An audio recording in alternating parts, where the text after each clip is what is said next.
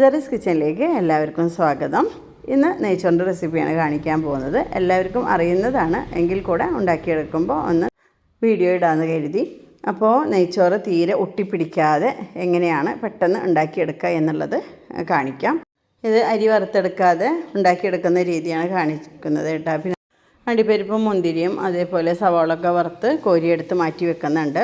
അതിപ്പോൾ എല്ലാവർക്കും അറിയുന്ന ഒരു രീതിയാണ്. ആദ്യം കുറച്ച് ഓയിൽ ഒഴിച്ചിട്ട് അതിലേക്ക് ഇതിട്ട് കൂടെ ഒരു പിടി വേപ്പിലയും കൂടെ ഈ ഉള്ളി വഴറ്റിയെടുക്കുമ്പോൾ ഞാൻ ചെയ്തെടുക്കുന്നുണ്ട്. അതൊരു പ്രത്യേക ഫ്ലേവർ കിട്ടുന്നതാണ് കേട്ടോ.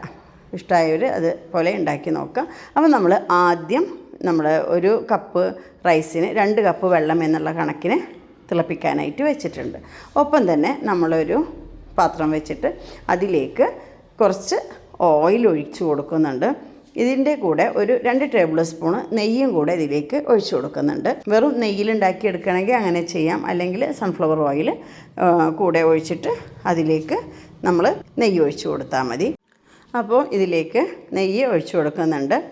അതും കൂടെ ഒഴിച്ചതിൻ്റെ ശേഷം നമുക്കിതിലേക്ക് പട്ട, ഗ്രാമ്പൂ, ഏലക്ക, അതുപോലെ തക്കോലം കൂടെ ഇതേപോലെ കൈ കൊണ്ടൊന്ന് പൊട്ടിച്ചിട്ട് അതിലേക്ക് ഇട്ട് കൊടുക്കുന്നുണ്ട്.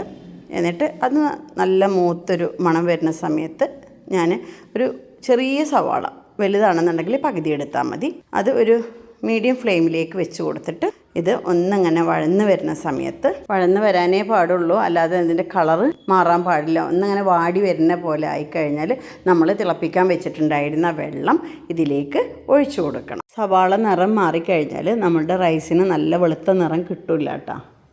അപ്പോൾ ഈ വെള്ളം ഒഴിച്ചു കൊടുത്തിട്ട് ഇത് അടച്ച് മൂടി വെക്കുക.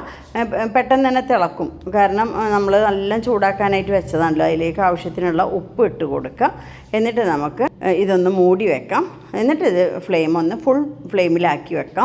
അതിൽ നമ്മൾ കൈമ റൈസാണ് എടുത്തിട്ടുള്ളത്, 1 കപ്പ്. അപ്പോൾ അത് നന്നായിട്ട് കഴുകി വെള്ളം വാലാനായിട്ട് വെച്ചിട്ടുണ്ട്. വെള്ളം നന്നായി വാർന്ന് വരണം കേട്ടോ നമ്മൾ നെയ്ച്ചോറ് വെക്കുന്ന സമയത്ത്. അല്ലാന്നുണ്ടെങ്കിൽ അതിലത്തെ വെള്ളം, നമ്മൾ അളന്ന് വെച്ച വെള്ളം കൂടെ കൂടിപ്പോയാൽ അരി നന്നായി വെന്തുടഞ്ഞു പോവും. ഇത് വറക്കാതെയാണ് ചെയ്യുന്നത്. അപ്പോൾ വെള്ളമൊക്കെ തിളച്ചിട്ടുണ്ട്. പെട്ടെന്ന് തന്നെ തിളച്ച് നമ്മൾ നല്ല ചൂടായ വെള്ളമല്ലേ ഇതിലേക്ക് ഒഴിച്ചു കൊടുത്തത്.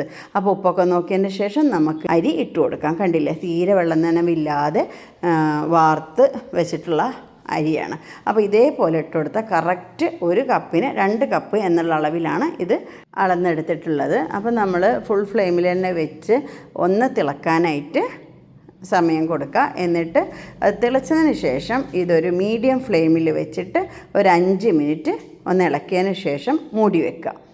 എന്നിട്ട് നമ്മൾ 5 മിനിറ്റ് കഴിഞ്ഞതിന് ശേഷം വീണ്ടും നമുക്ക് തുറന്ന് നോക്കാം.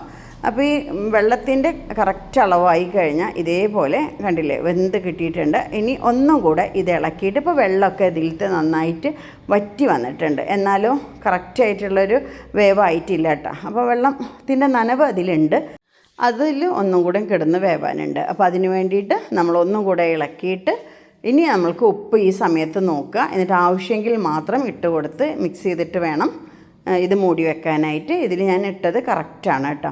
അപ്പോൾ എന്നിട്ട് ഇത് മൂടി വെച്ചിട്ട് സിം ഫ്ലെയിമിൽ ആക്കി വെച്ച് ഒരു 5 മിനിറ്റും കൂടി ആയതിനു ശേഷം ഫ്ലെയിം ഓഫാക്കുക. ഒരു അരമണിക്കൂർ കഴിഞ്ഞതിന് ശേഷം നമ്മൾ തുറന്ന് നോക്കിയാൽ അടിപൊളി നെയ്ച്ചോറ് റെഡി ആയിട്ടുണ്ടാവും.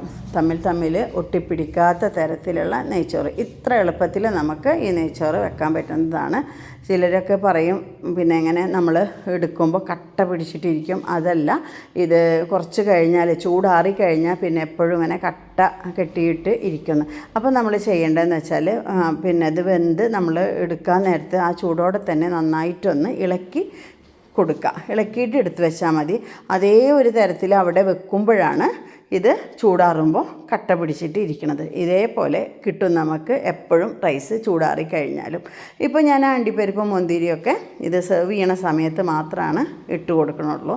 അപ്പോൾ നിങ്ങൾക്ക് വേണമെങ്കിൽ അതിനോടൊപ്പം തന്നെ ചേർത്ത് വിളമ്പാവുന്നതാണ്, ഇളക്കിയിട്ട് വിളമ്പാവുന്നതാണ് കേട്ടോ. ഈ വീഡിയോ നിങ്ങൾക്ക് എല്ലാവർക്കും ഇഷ്ടപ്പെട്ടെന്ന് വിചാരിക്കുന്നു. അതുപോലെ എളുപ്പത്തിൽ ഉണ്ടാക്കിയെടുക്കാൻ പറ്റിയ റൈസാണ് ഈ റൈസ്. അപ്പോൾ എല്ലാവരും ഇതേപോലെ മറക്കാതെ ഉണ്ടാക്കി നോക്കിയിട്ട് അഭിപ്രായങ്ങളൊക്കെ കമൻറ്റ് ബോക്സിൽ അറിയിക്കുക. നല്ല ബീഫ് കറിയും കൂട്ടി കഴിക്കാം, വളരെ ടേസ്റ്റാണ്. ബീഫ് കറിയുടെ റെസിപ്പി ഇട്ടിട്ടുണ്ട്. കാണാത്തവരുണ്ടെങ്കിൽ വീഡിയോ കാണാൻ മറക്കരുത്.